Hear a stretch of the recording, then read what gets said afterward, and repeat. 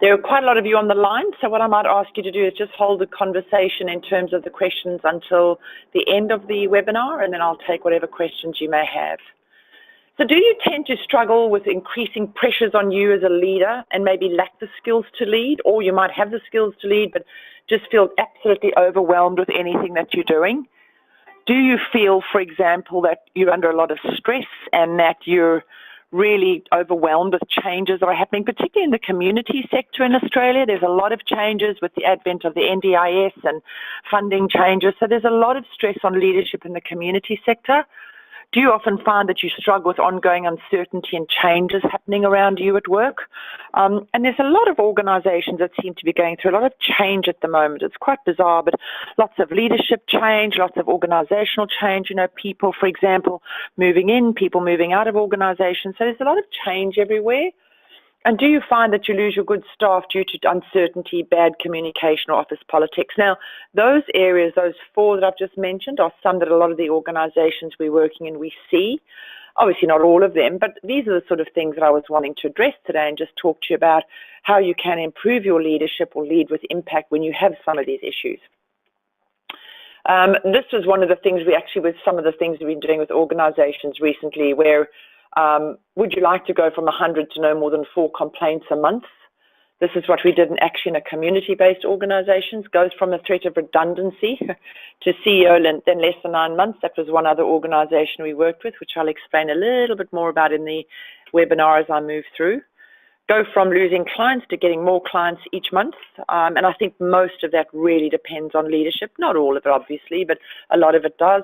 And ultimately increase your profits through highly performing staff by 27% in a year. So one of the things I'm very, very focused on is team development in terms of creating highly performing teams. It's all very well to be a great leader and to do what you're doing, but if you don't have the people under you, around you, you know, any leader, even you might be the best leader in the whole world, you're going to struggle.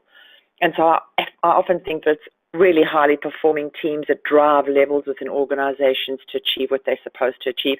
And I know that most people talk about highly performing teams and, you know, there is no I in team and all of those kind of colloquial things that people say. But I really must stress that, you know, whether we work in Africa or whether we work in Fiji or whether we work in Australia, it really, really, I think the success of a team, of a leader, of an organization really depends on people working well together and collaboratively.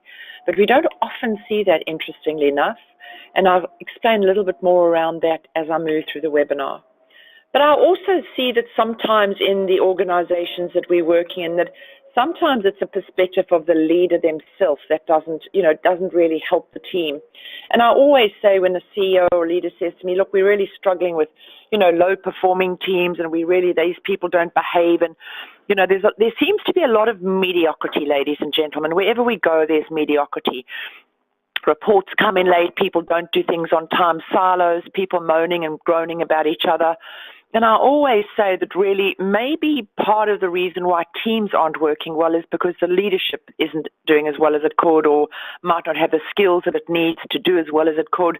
So I think sometimes when we're wanting to improve organizations, we as leaders have to look at ourselves. I think it often means having a new perspective, a new way of looking at the challenges you face potentially, a new way of thinking about how you lead your troops, a fresh attitude to thinking about what needs to be done and how, and a different approach to motivating and influence your most important weapon, which really is your people.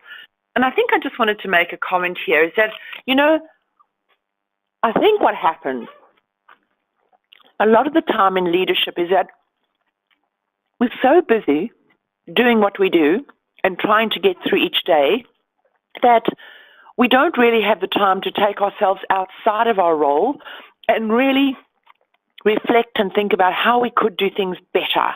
How could we do things differently?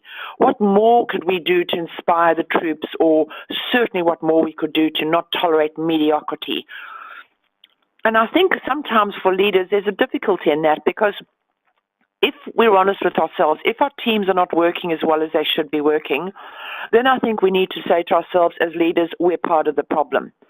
Now, I know that for some organizations I work with, they say, no way, Karen, we're doing the right thing and everything's good on our side. But if you take the theory that organizations are only as good as the people in it or them, and obviously the people down the line are critically important to helping the organization thrive, then the direction, the strategy, the vision, the way forward have to be at the feet of the leaders. And if they're not doing that well, or there's skills deficit, or they're not sure how to do it, then ultimately we see the ramifications of that down the line. So sometimes maybe we just need a new way of looking at what we're doing. So looking through fresh eyes, if you see that you need a new perspective, fresh eyes, I'm really happy to help you with that. I'll talk a little bit about this with you towards the end, to have a chat with me about what you're dealing with. But really, preferably if you're ready to do some things like make changes or really want to think about how you want to do things differently, I'd be very happy to help, really lead with impact. So should you be listening to me, there's a lot of you on the line. Some of you I know, some of you I don't. But for those of you who don't, I won't stay here too long, but just for those of you who would like to know a little bit about me, I'm a psychologist. I work on 3 different continents. I run a company called Pure Magic International Business Solutions. That's the team. Been doing this over 25 years, really firm focus on developing CEOs, senior leaders and teams. I also have another sort of very great passion of mine, which is called empowering women to thrive. So I run a whole organization on empowering women to thrive, but that's really not what today is about. So I've done some coaching in my life. I just put these up because for some people, to see the awards that we've won is important. I'm not sure they're necessarily important, but they certainly are nice. I do lots of keynote speaking across all industries, internationally, and I work regularly with the Australian and Fiji governments. So that's a little bit about me. There's some of the companies that we work with. I absolutely love our job and so blessed to have such a wonderful opportunity to work across a wide range of different organizations and, of course, nations. That just makes it so special.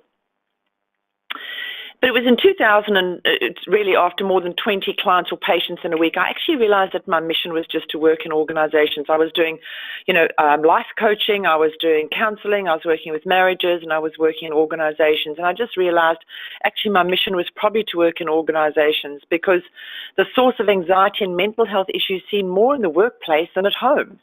And, when you talk about organizational bullying, sexual harassment, I did a webinar last month actually on bullying at work, and the latest figures is that Australian workplace bullying costs the economy $36 billion a year. $36 billion a year. Can you believe that, ladies and gentlemen? That's an incredible amount of money. And I think actually in many ways, workplace bullying is one of those things that has to be responsible or accountable at the feet of leaders. So that's another issue that I would talk about on another webinar. But people would talk to me about a boss who doesn't listen, teams that were not working together, workplace conflict, lack of direction. I mean, as I said, there's a lot of you on the line, and I bet that each and every one of you who are listening to me today would be able to say, yep, Karen, there's at least one of these things that are on the screen right now. That's my team. We work in silos. We don't talk together. The boss doesn't give us direction. There's not a lot of validation. All of these things would be what you see in all your organizations, because here's the thing. If you didn't see them in your organization, it's probably unlikely that you'd be on the line today. But let's unpack these a little bit more. Let's talk a bit more about them. These are just some of the people I worked with. I launched into conferences and working with organizations, and they're just some of the stuff that we do. So when we talk about leading with impact, let's just have a look at how we've worked with changing perspectives. There's a couple of problems I think that leaders face today. As I said when I started, too busy look at what we're doing and not where we're going.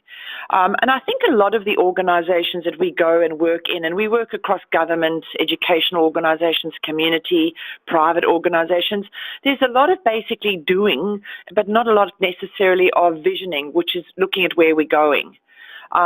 When we're working overseas, there's an amazing amount of micromanaging where you get the leader who's so busy micromanaging people down the line that really their role is not to be leading, which is actually what they're paid to do. So essentially a leader's role is to vision, strategy, big picture stuff, whilst a manager's role is to do the day-to-day operational stuff. But what happens in a lot of organizations where leading with impact is not, evident, is that leaders and managers get into micromanaging people down the line. And as long as you've got micromanaging an organization, there's not a lot of visioning happening or strategy, which is a problem, because how will we know where we're going if we don't have the overall strategy? So getting chores done, but not the grand scheme, the bigger picture stuff. A tick a box exercise very often, I say. And I think organizations get into the mentality of, look, we've got this chore list of things to do. Let's just tick them off and get it done. But in leadership, fortunately, it's much more than just ticking a box exercise. It's actually making sure, obviously, on some level, people down the line get the job done. But your job is to be at the front of the boat and make sure we're rowing in the same direction. And how is this for a staggering statistic? Of 13 companies we worked with in 2 months last year, 86% of the people at the top could not tell us what the vision was. How incredible is that? They could say, oh, it's something to do with pharmaceuticals, yeah, to provide a good product or something like that, Karen. Aged care was, something to do with providing top quality aged care. When I was overseas, one was to provide a great banking experience. And all of these 3 examples, right, that I'm telling you, not one of the 3 examples I'm telling you was the vision. And this is a key thing I say in organizations. It's the leaders who set the strategy, who set the vision, who guide the organization to where we're going. But if they don't even know where we're going, how will we know when we get there? And get this, 2 of the organizations that I'm actually referring to in this little slide here were boards. So 2 of the boards were people who could not tell us where they were going. And that's pretty scary. For somebody who works in developing leaders, on various continents, that was scary. What we often find, each department focusing on their own things, silos, little kind of insulated mentalities, no real big picture. We come to work, we get the job done, we focus on what we have to do each day, but we don't really think about how our role might impact somebody else's role in the next department and how that process could ultimately affect, the team next to theirs, and ultimately how all of us working together in a collaborative way then drive the organization forward. And as long as you've got insulated working silos, I always call it the swimming pool mentality. So if you've got a swimming pool, you've got a swimming carnival, right? And you've got 10 teams, you've got 10 lanes. What we often find in organizations is that each department swims in their own lane, and they basically sometimes even compete within their lane, that the first person to the end of the pool, even in their own lane, wins, without realizing actually that each of the 10 lanes depends on the other lane. And if we all cross each other's lanes and communicate across the lanes and drive the organization forward, we'll do a whole heap better than just swimming in our own lane, competing against our own team, which is really where we shouldn't be competing anyway. The only place we should be competing overall is with the people out there, the opposition, the competition, who want to take our clients. So lots of infighting, I think. And the results often are great people walk out the door. Too much micromanaging. Each department in it for themselves. The territorialism. That belongs to our department, not yours. This drives me nuts. Turf wars. And the really, really interesting thing with turf wars is when we've got tell me, I'm going to ask you this at the end of the session. Do you ever hear in your organization, well, that's not my job? That's not my job, Karen. I'm not paid to do that. I would say 8 out of organizations we go into, there's an element of it's not my job. And I always say, that everything in this organization is your job. It's everybody's job to help everybody in the organization to make sure the organization thrives. And as soon as you have a mentality of it's not my job, then I think you've got a problem. And as a leader, this is a key thing, that kind of mentality has to seriously be questioned.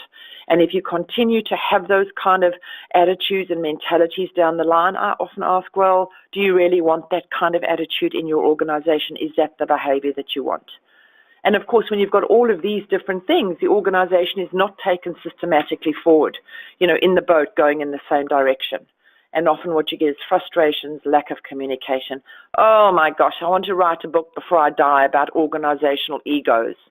I don't know if I'll have enough time to do it, but hopefully I will, because I'm sure I'd make $1 million gazillion at that. Egos. If we could just leave our egos at the door. I say the best leaders of them all, the ones who make the most impact with their troops, are those who are humble, those who are gentle, firm and fair. They have, realistic expectations. You want to get the job done. You speak nicely to your people. You treat them nicely. I know some of you follow me on LinkedIn. I can see, your names I'm familiar with. and you'll see me doing a lot of videos about leadership tips for the day on leadership, and I talk a lot about attitude. I talk a lot about the right, approach. I talk about motivating your staff, and of course, how we need desperately to leave our egos at the front door. I think the other thing is that leaders don't have the right leadership skills. Now, let me just qualify this, ladies and gentlemen. I, in every instance, find that leaders have the will, they have the great intention, they want to do the right thing, but they don't necessarily have the skills. It's like you can't be a chef if you haven't been taught how to cook. And so, if you say to me, I can cook, but I'm not a great cook, I don't really enjoy it. But if I have to cook a meal, I might be able to throw a few things in and hope like crazy that the pot tastes good afterwards, the actual meal that I make. But am I strategic in what I'm doing? Do I know the right resources? Have I really got some sort of real skill to it? Probably not.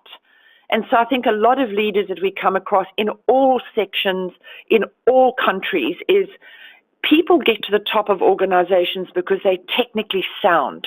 They're good at what they do. They started there when they were 19 and now they're 56 and they're at the top of the organization. So technically they're great, but very often relationally, like motivating the troops and influencing the troops and communicating with them and, making them feel like they're walking 10 feet high. Generally leadership, I think, lacks particularly in this area. They don't have the skills really.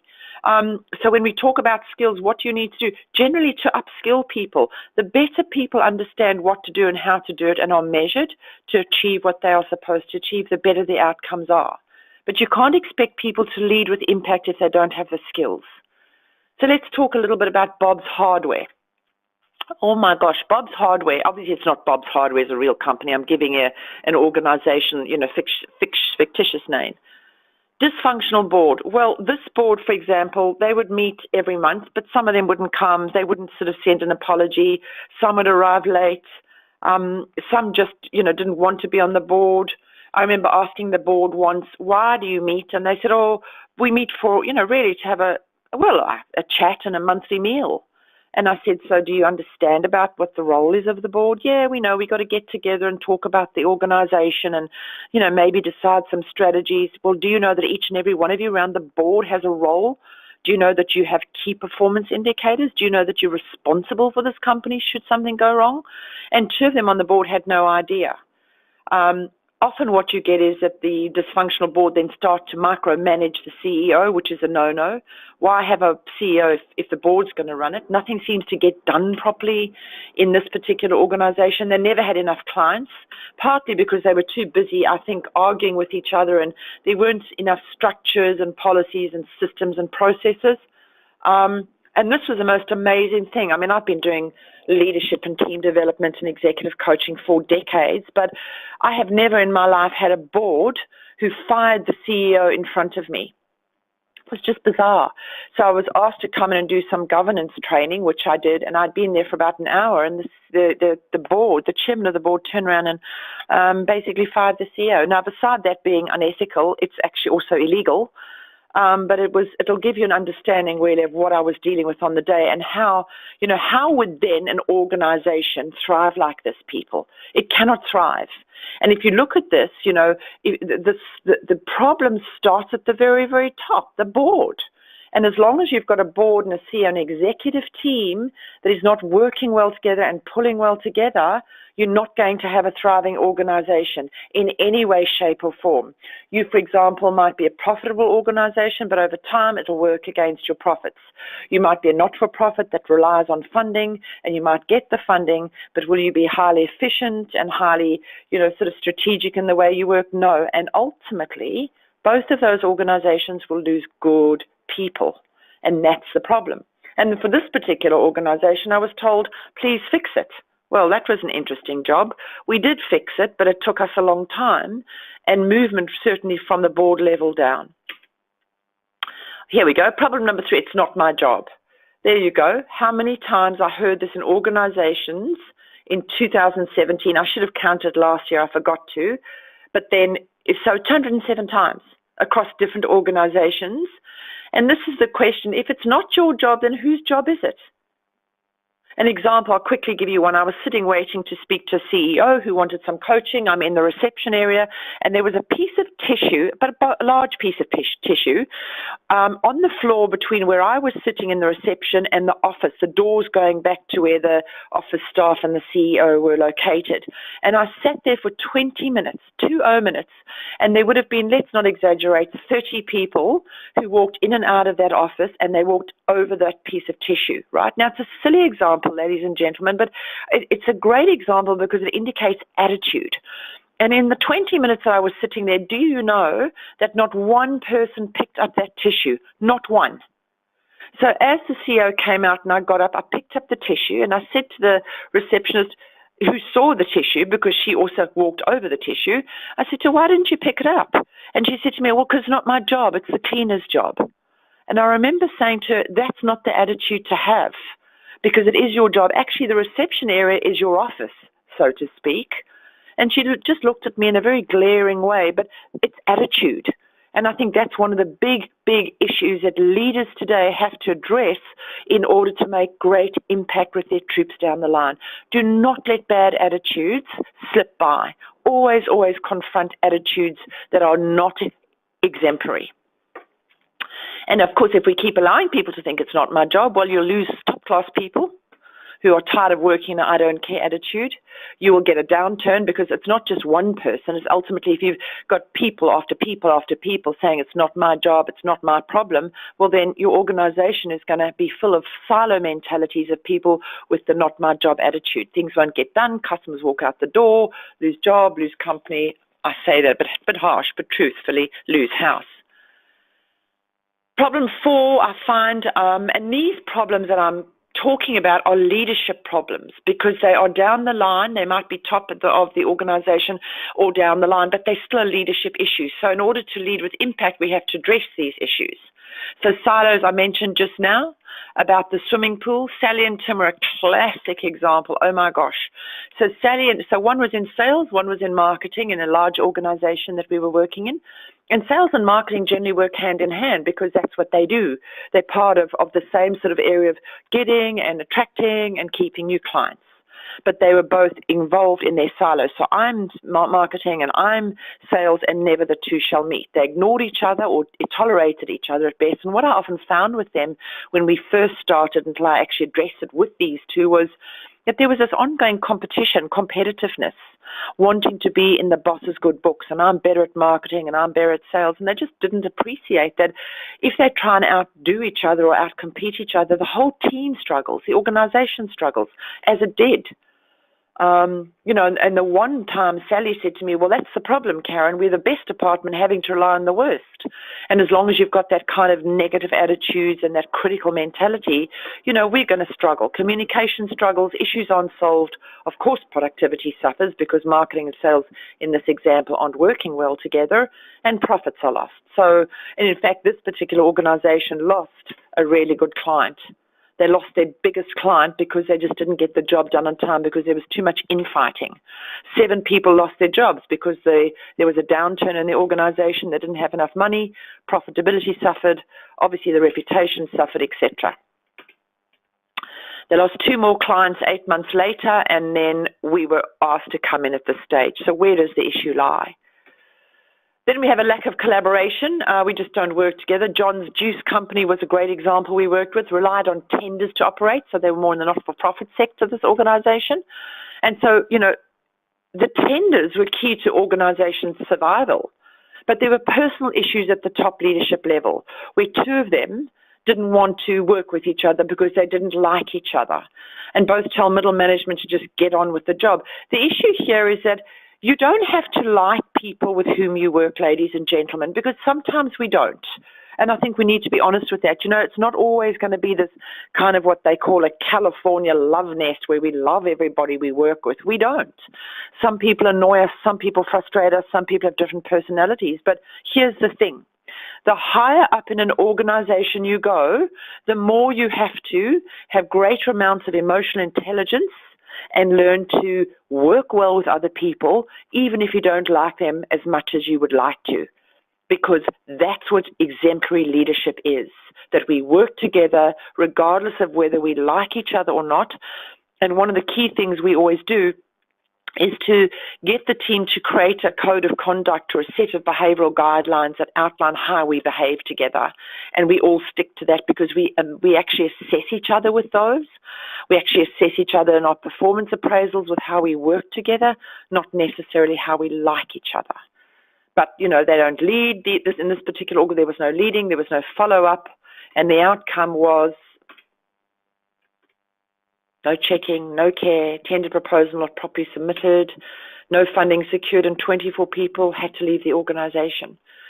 So, when I put it in these kind of terms like money terms and downsizing terms and people losing their job, statistics, it kind of really makes you feel that in order to lead with impact, we really have to do this well.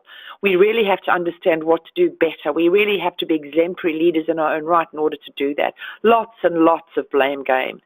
And if you talk about the organizers, organizational success drivers, it's the four. So economics, money, politics we all work within a political environment because politics leads a country, technology, and, social implications on organizations. So would you like to fix issues in your organization? I don't know what any of you have in your organization. If you would like, let's just have a little stop here. And if any of you would like to just mention any of the issues that you might have in your organizations, I won't mention your name, but just you might say, the blame game, or you might say ineffective leadership. Just put them down in your questions now. And as I move forward here, going through with the rest of the webinar, I'll raise essentially how we potentially can look at, what to do with those issues. So anything that you think you'd like to put on the table, just put through now. So what do you need to fix the problem? 1, strong direction, focused leadership working together. So Harriet's hats, you pull a leadership team together, help them find clarity and direction in 6 different ways. The only way we really believe that an organization can thrive, and I'm talking about really do well, high performance, is to have a really, really united executive leadership team. And that executive leadership team then demands and expects to have a exemplary senior executive team. And then the senior executive team expects and trains and coaches the middle managers to be a great team. At the end of the day, it's a leadership issue that drives organizations. And with Harriet's hats, we upskill the leaders. We advised some kind of structural realignment. We definitely some coaching, even at the top. Oh my gosh, even at the top. I think the CEO at Harriet's Hats was actually a man. Obviously, Harriet's Hats isn't the name of the organization, but he was really keen to change things. He was really struggling. He made a really interesting comment that I wanted to share with you. He said, my heart's in the right place and I really want to make a difference. I just don't have the skill set. And why I liked that about him was because he was a man who really was open to realizing that he was part of the problem and knew that he needed the help to do so, to change things. And he was fabulous to work with. And this is what happened. Productivity increased 37% in 9 months. Highly performing teams across all levels, and then last year actually they won a national industry award. So that was a really, really great outcome, and he just didn't know how to do it. So some of the examples we've got here, which I'll use, is open communication between managers and line staff. Too often important information is not shared with teams. And I'm wondering what that is. Is that because the managers don't have a process to do it properly? Is that because they say they don't have the time? Is that because, they're too stressed and too busy? And I'm going to answer that question. A manager's role and a leader's role, a key aspect of their role is to communicate effectively and well. When managers or leaders don't, it's going to disrupt the entire line, whichever way we look at it. And I always say that obviously I'd have to have a better look at this organization, but very often there would be what we call blockages to open communication or better communication. And so we'd be looking at what those blockages are, trying to move the blockages, but also then to put in place one or two processes to improve communication down the line and to make managers and leaders accountable and responsible for being good communicators and have their performance assessed against that in part. The next one is, my issue is the manager who's on the same level as me just won't follow through, which in turn affects the ability of myself to fulfill my role. How frustrating would that be? So two of you on the same line, you are obviously, intended to do the right thing, to do a good job, but somebody who is next to you on the same level just doesn't follow through. Now, where is the problem? The problem is obviously with the person who doesn't follow through, because there's just a lack of care, one might argue, a lack of accountability, one might argue. But the real issue actually is the leader above that person, because they're not demanding and expecting exemplary outcomes from the manager who's on your level who doesn't follow through. And therefore, if they don't follow through, it's obviously then impacting the leader above them. Why is the leader above them not seeing or recognizing that they're not following through, and more importantly, allowing them to not follow through? So it's a leadership issue together with the issue of the person next to you. But overall, the person next to you is not following through because why? Because they're allowed to not follow through. So I'll come back to that a little bit later on. I said just now, leaders who don't have the necessary leadership skills to follow through, and that could be, for example, your managers who don't have the skills to communicate properly, or your manager who isn't, doing something with the person on your level who's not following through. Is it that the leader doesn't have the time or the skills? Are they not trained or coached how to deal with difficult situations? This is what we did with Garry's Homeware. We spent time understanding the leaders. We then trained and coached them how to lead well. Showed them what leadership is about, with a focus on relationships and tasks, and not just tasks. One of them was promoted to CEO. He was just exemplary, this young guy. He was really interesting, right? So we started with the executive level and the senior level, but there was this middle manager who was just unbelievable. And by the time we finished there, I had actually recommended that he was promoted to a senior manager. I didn't actually recommend COO. I didn't think he was quite ready, but they promoted him, and then I coached him for a while, and he was just fantastic. And one of the senior managers promoted to CEO because they were shown how to lead. And he now speaks at conferences and forums to inspire other leaders. And the morale has increased in this organization by 46%. And what's interesting, people, is that this is not that difficult to do. The company profits increased 27% over the last quarter. This is not that difficult to do as long as you've got the process and the skill set to teach you how to do it. It's not that hard. This is one of the most amazing places I've ever worked with in my life. This is one of the 2 7-star resorts in the world called Lalala Island. And it was like any other organization. The executive team was struggling. They didn't really have some of the skills they needed, and neither did the supervisors. And I spent a year there with some of my team, and it was a completely different organization when we left. But he's a very, very inspiring young man. He's worked in hotels all over the world, and just one of those leaders that you come across that just knows and has his heart in the right place around leadership. Very, very inspirational. And here we go with, Magnum Enterprises. It's not my job. So what would we do with that? We turned each of the 17 teams into highly performing business units. We actually taught them how to be a highly performing team. What was interesting, though, which was a bit difficult at some stage, was that some of the people in these teams, in this organization, were actually deselected.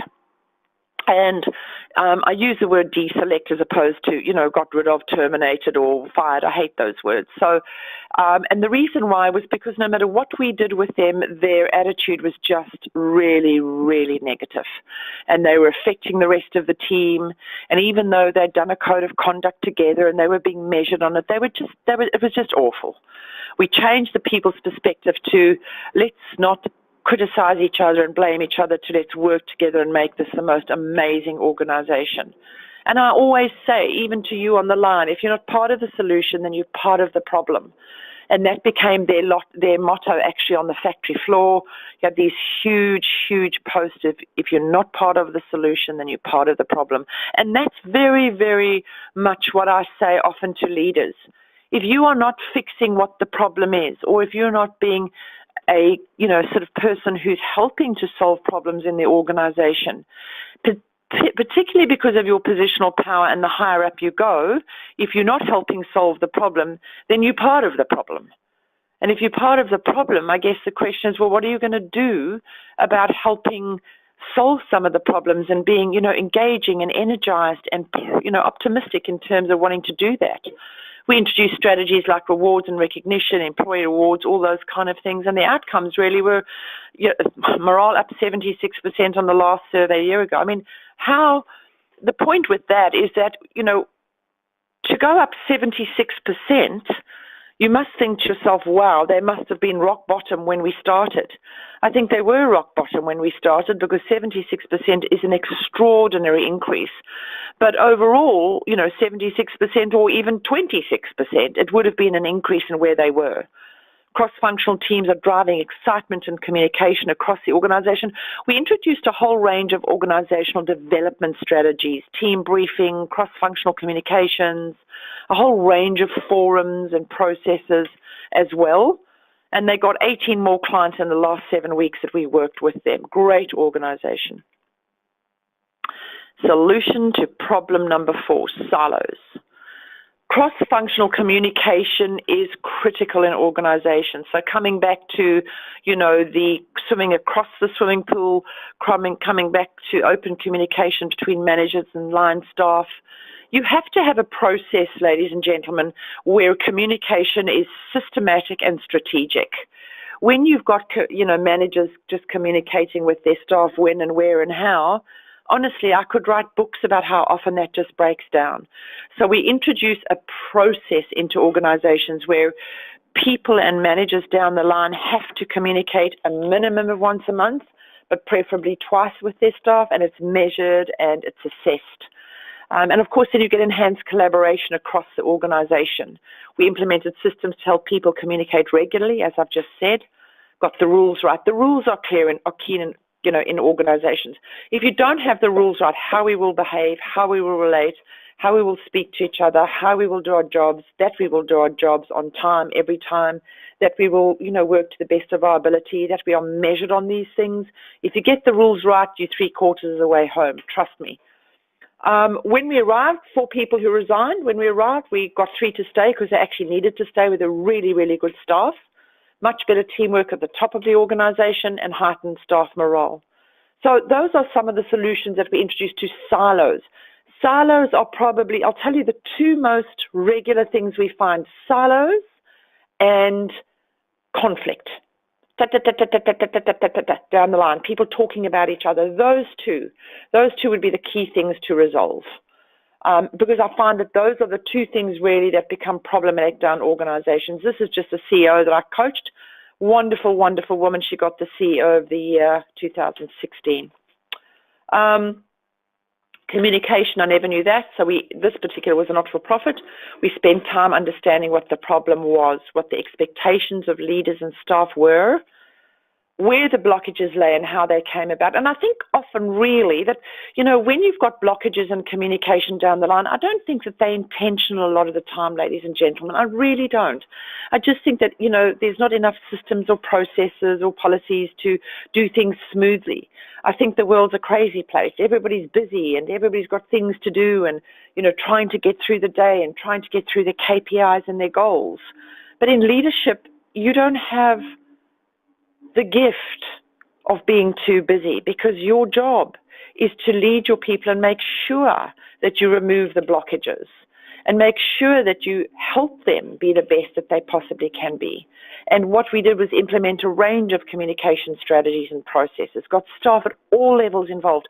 And there's a whole range of strategies you can do for this. But the more staff are involved in things that happen in the organization, let me tell you, the greater the engagement, increased staff motivation. And this particular NFP, productivity was raised by 13% over 3 months because we got the basics right. A lot of organizations are chaotic. a lot of organizations are like little ants. I don't know if you've ever sat and watched ants. Like they'll walk towards each other and then they'll bump noses and then they'll scurry off in the opposite direction. I think humanity's like that. We're like little ants, walking, running, trying to get places, get things done. But in leadership, you don't have the opportunity to do that. You've got to step back. You've got to take a deep breath. You've got to reflect on what you're doing. Think about how you work and how you lead, and lead with impact. So here we go, the 20 attributes of highly effective leaders. I want you to do me a favor, grab a pen and a piece of paper. And we're going to quickly, I want you to score yourself on each of these. So let's say the highest is 10. Yeah, I'm really good at that, Karen. And the lowest is 1. Not that very good at that. So what we're going to do is you're going to actually assess yourself to work out how well you think you are, or how well you think you do these things, or in terms of exemplary leaders. So number 1 is honest. Do the right thing when nobody's looking. 10 means, oh, I'm always like that. Yep, I'm 10, or 1 is no, or 5 is sometimes. So here we go. Score yourself. Honest. Do the right thing when nobody's looking. Number 2, you're inspiring. People look at you and say, wow, they've got energy. They've got passion. What's your score? Number 3, dependable. You do what you say you will do. I don't have to worry about, Samantha, because Samantha is always reliable. She will do what she says. I don't have to micromanage or chase her up. 4, compassionate. You put yourself in other people's shoes and try to see the world from their perspective, because life doesn't work for all of us. What's your score? 5, emotional control, emotional intelligence. So these are leaders who are able to, even if you're angry, you're controlled. Even if you're upset, you're controlled. You don't shout, you don't scream, you don't throw things, or you don't sulk, you don't give the silent treatment, you don't ignore. What's your score? Competent in tasks and relationships. So I'm good at getting the job done, but I have fabulous relationships as well. So can you say that you do both of those equally well?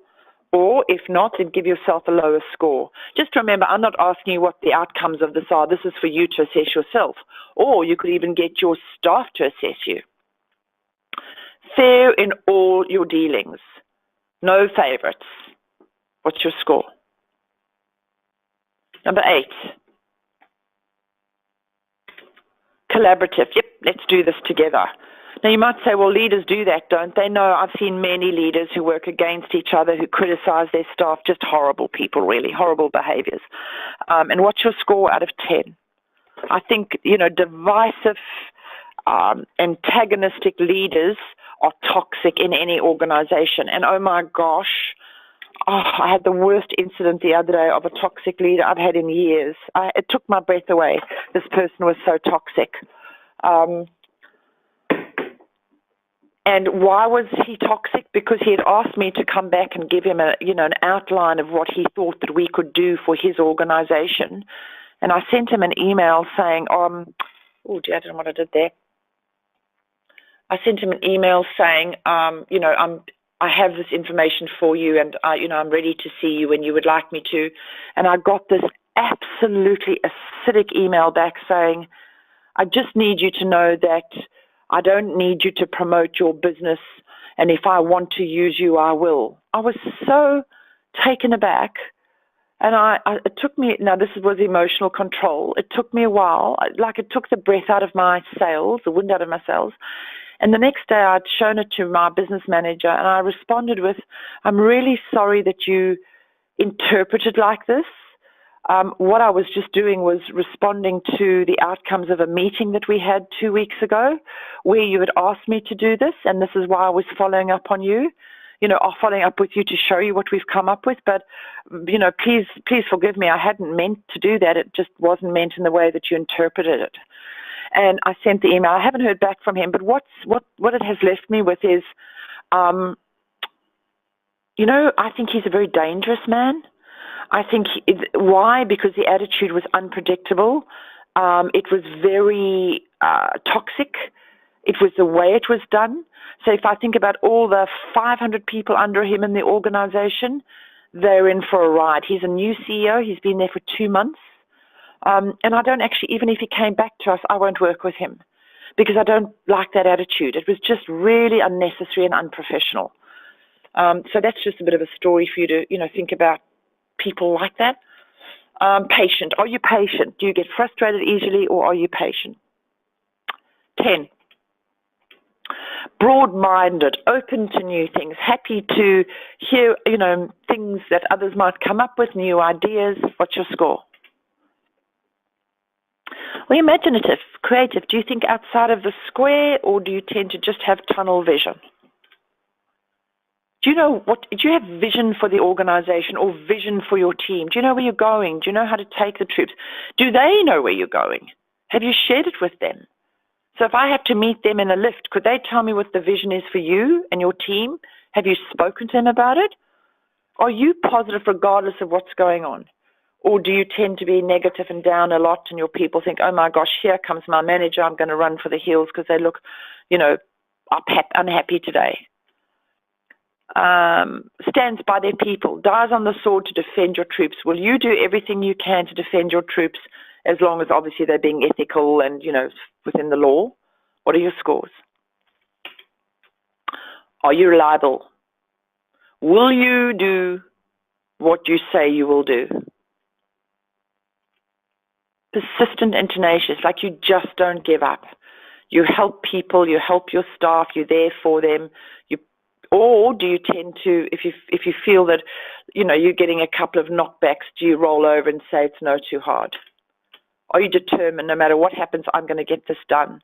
Are you determined to do what it takes to be successful as a leader, to lead your troops with impact? Are you courageous? Will you take on all the orcs in Lord of the Rings? I love that movie, my favorite movie in the whole world. Are you courageous? Are you loyal? Are you loyal? Will you stand by the organization? Will you stand by your people? So these are the 20 attributes of highly effective leaders. Have a look at your scores, ladies and gentlemen. Have a look at, where are you strong? What are your two lowest scores? So let's say your two lowest scores are imaginative and positive. My question to you is this. It's all well to determine that that's what your low scores are, but here's a more important question. What are you going to do about them? What are your plans? So what can you do? When can you do it? How can you do it? Because at the end of the day, these are the characteristics of exemplary leaders. And if you struggle with some of them, I think those leaders that are going to make it to the top and be really good are people who constantly try and be the best version of themselves that they possibly can be, day in, day out, day in, day out. And these are all the characteristics that you need, certainly in terms of modern day leadership, to inspire and motivate and lead your troops with impact. And my favorite one, fun and engaging. Oh, there's nothing better than a fun manager with a childlike approach to enjoyment and playing fun games, not, political games, coming to work with 2 different color shirts on, or, have a Hawaiian shirt day or a crazy hat day. Fun stuff. I think sometimes we just take life too seriously. So score yourself. How did you go? What was your score out of 20 for any of them? Look at the 2 lowest scores you gave yourself. What will you do moving forward? Email me. Tell me what you're going to do with them. Share some of your thoughts about how you can actually improve your ability to lead well. So what's your perspective on you as a leader? What's your perspective now, having gone through this webinar, on your organization, your leaders? Do you need a new perspective? Do you want to see how things can be different for your organization? Would you like to see change in your organization? Would you like to see change in your leadership ability? Are you ready to take the step? Now, you might be ready to take the step. Is your organization or your boss or your CEO ready to take the step? Well, I wouldn't know that really.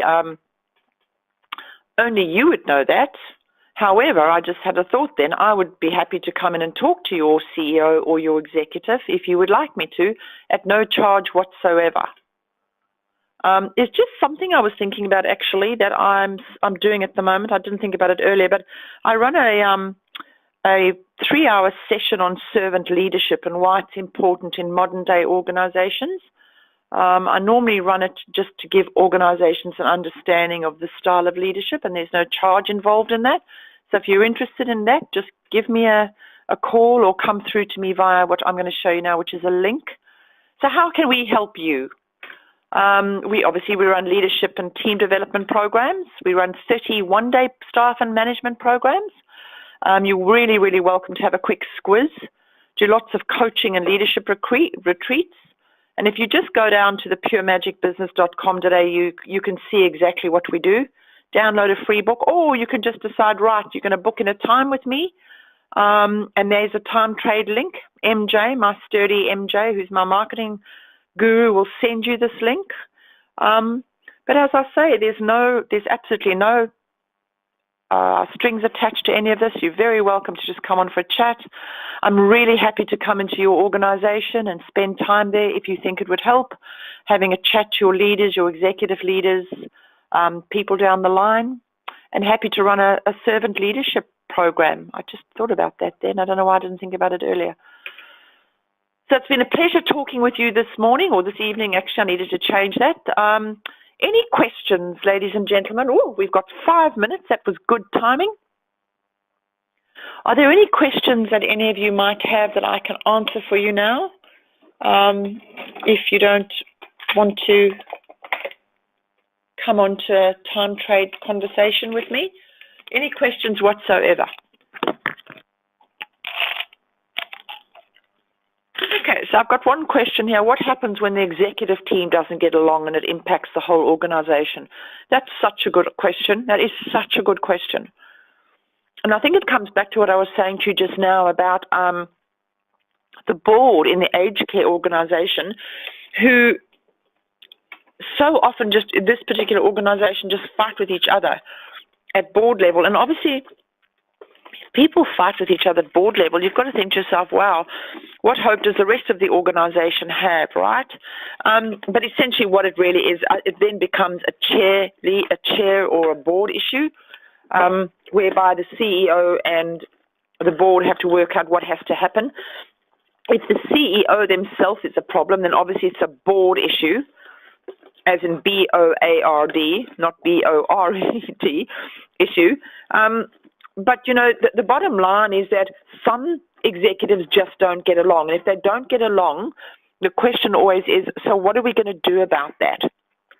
If you've got an executive team that just doesn't get along and there's just bitching and fighting and moaning all the time and nothing seems to be done about it, the general answer to you would be that nothing much is going to change. But what they could do is get facilitation in, they could get mediation in. There's a whole range of different things that they can do. It might be that they've got people in the jobs that aren't the right people for the jobs. But it is an issue that needs to be addressed for the reasons that I've described today, which is that if it is not addressed at that issue, then it's going to start impacting organizations down the line. And then that's when we get into real strife, because if people down the line aren't doing their jobs, well, then we're all affected. So it's a really, really good question, that one. Any other questions, ladies and gentlemen?